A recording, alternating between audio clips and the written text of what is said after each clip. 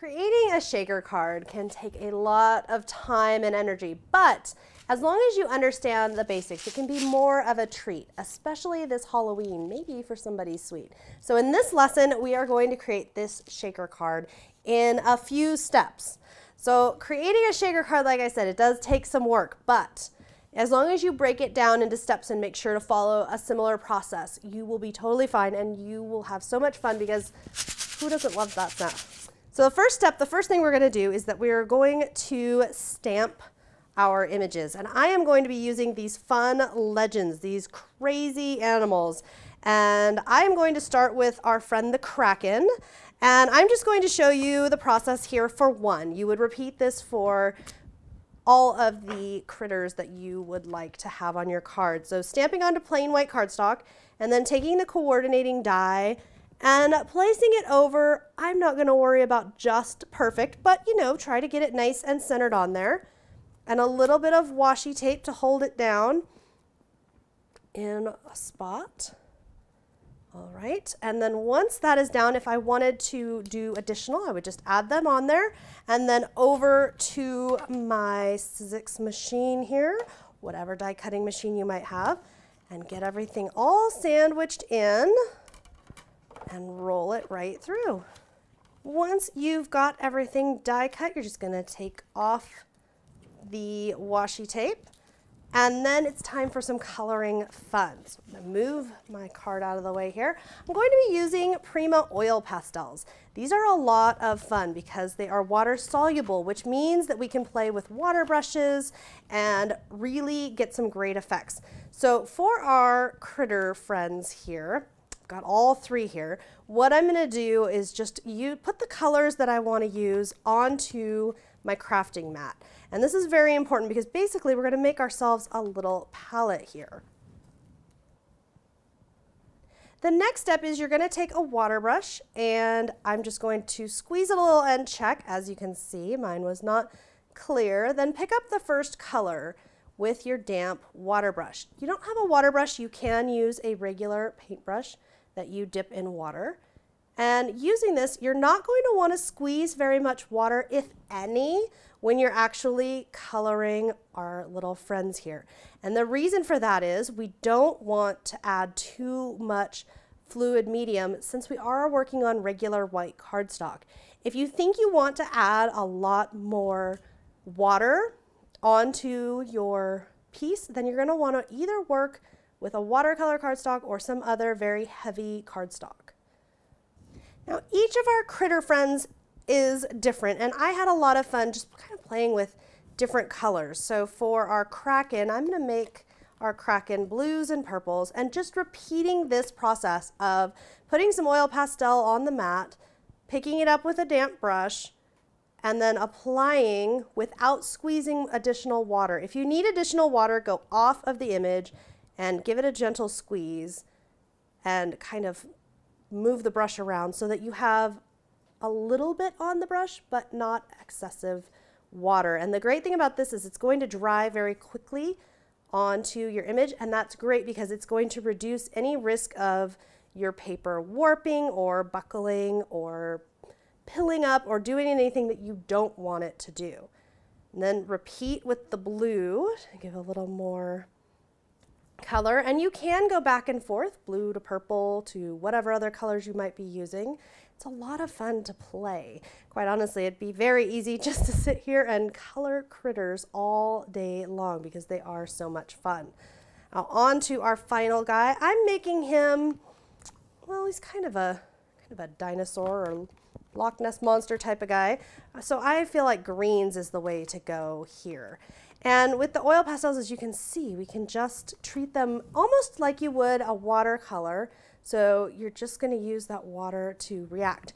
You could apply them directly to your images. I don't recommend it when you're working on this type of paper, only because it has a tendency to soak in and not be as blendable, not be as reactive with other colors or mediums that you might be trying to add on. But they sure are a lot of fun to play with. So I really enjoy using those colors, and there's so many vibrant colors. So for something like this where we want our Halloween critters here. It's a lot of fun to be able to have so many colors and so many blending possibilities with a simple palette of 24 colors. So I'm just going back in, just if there's any additional touches you want to add, you can. I'm going back in because I want a little more purple on my Kraken friend here.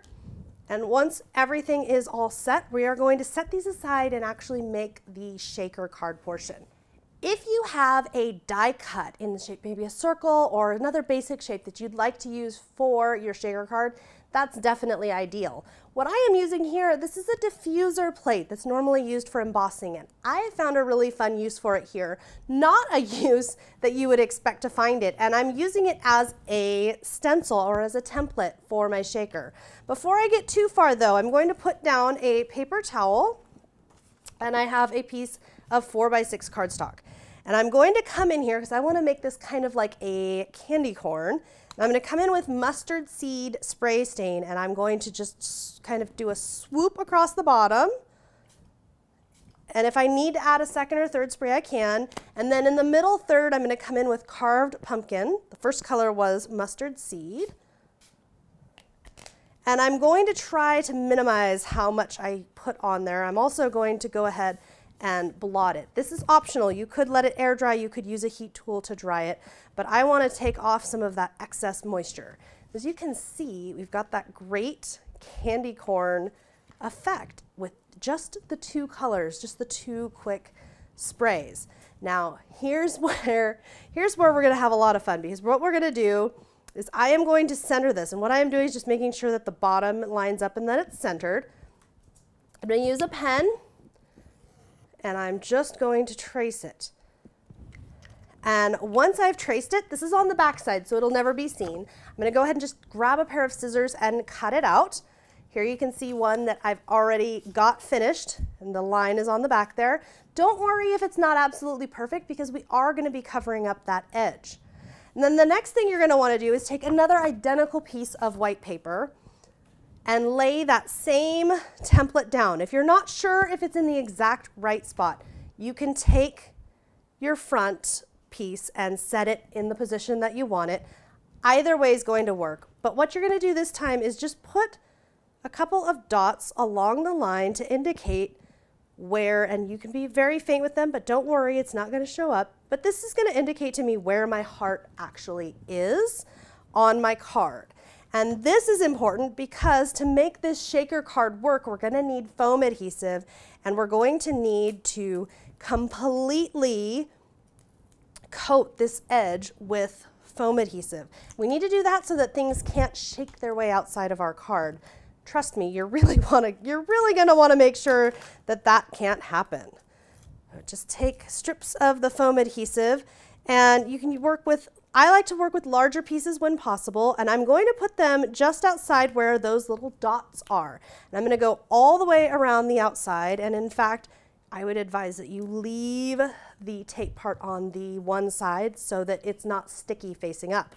Once you have gotten all the way around your card, it's going to look something like this, kind of crazy. You're also going to want to put some tape at the top, also at the bottom, and the reason for that is so that your card will stand properly when you actually get it all put together. Once we have all of this, now we are very close to some very big fun. We're going to take our piece like this, and we're going to run some adhesive around. And the reason we're going to do this is because we have to put a piece of acetate down to keep all of the shaker box contents inside. And what I am going to do, you can use your paper trimmer, or if you just want to eyeball it, you can cut a piece out that is larger than the opening, and you're going to place it and adhere it down. So this becomes what's going to keep everything together. It is a lot of fun now, guys. We are almost to assembly. So on this, I've got a mix here. I've got some pumpkin buttons and sequins and beads, and some sunshine buttons and sequins and beads. And we're gonna put a mix of both. Surprisingly, I liked the yellow a lot. If you have some really little buttons, those can be a lot of fun. We're not gonna do any adhering of any of these. If you wanted to though, if you felt like you really wanted to glue down or have a couple of things in a certain spot, you definitely could. The other thing that you could do before you actually put things into the shaker, you could run some glossy accents or another liquid adhesive around the edge to be extra sure that it's sealed. I'm not worried about that in this one though. I know we've got a pretty good outline. So we're just going to place items in there. And then we're going to take these strips of foam adhesive and get them all prepped here. And once you have all of the protective coating off, so all the adhesive is exposed, we're going to take the piece with the acetate and lay it over the top. Now do this slowly and go over so that you make sure everything lines up just as you like it. And once you are satisfied, just press it down like so. And the shaker box part is done. The hard part is done. Now it's time to dress this up a little bit. So we're going to do a couple of things.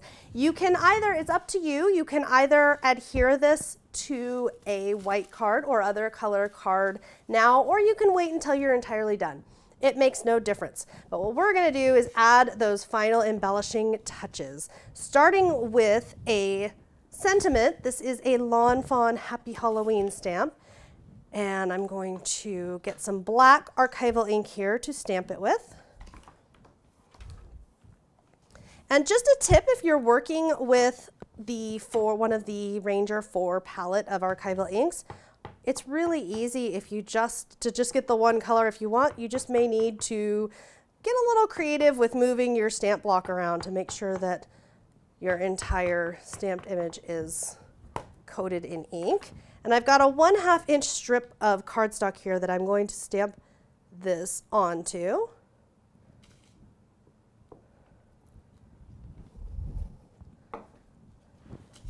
And we're going to put some adhesive onto the back side of this. And I am going to go ahead and place this down. I'm going to place it down. I'm just putting adhesive in a couple spots. And I'm going to go ahead and place this down because I want to make sure I know where I've got this before I start adding more stuff. Just placing it sort of across the center here. And then it's time for our legends, our critter friends, to come on back and join the party. So you can do a couple of things. You can tuck things under if you need to. I know it sounds cruel, but cut the legs off of your critter friend if needed so that you can adhere. And everything should stick nicely. Everything, that is a definite bonus as we work. And we're not going to worry about, I'm actually going to leave his head up a little bit. I'll show you why in a minute. And then of course our friend the Kraken, we'll get our friend down here. And then finally, I did put a little bit of foam adhesive on Bigfoot here because I thought that having it have a little extra dimension, not just dimension inside, but having some visible dimension, I thought would add a lot to this card as a finishing touch. So I'm going to go ahead and place that as well.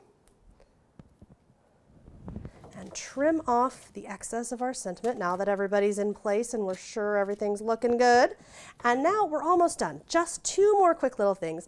I like to put a button. You could put a couple or you could skip this step entirely. Put a little bit of glossy accents there and then pick out a nice orange button here. So many choices that I've got. And glue it there just to kind of bring the shaker box elements up out of the actual shaker. And then pick up some stickles. You could use gold or orange, even yellow would be fun. And go along the edge. I'm actually inside, so I'm on top of the acetate here. And I'm doing it this way so that, remember I said, if you've got a spot that's kind of funky, don't worry about it, we're gonna cover it up. Well, this is how. We're just gonna take the stickles and run it along here and just go nice and slow and have a steady hand. You're in no rush and it won't take very long, but you'll get that beautiful sparkly line that's just going to add a little special something, but it's also covering up where any marks that I've had where it was uneven with my scissors or anything else like that happen to be. All right, that's it. Now we just need to let the stickles dry and this card is ready to be gifted as a treat to someone special.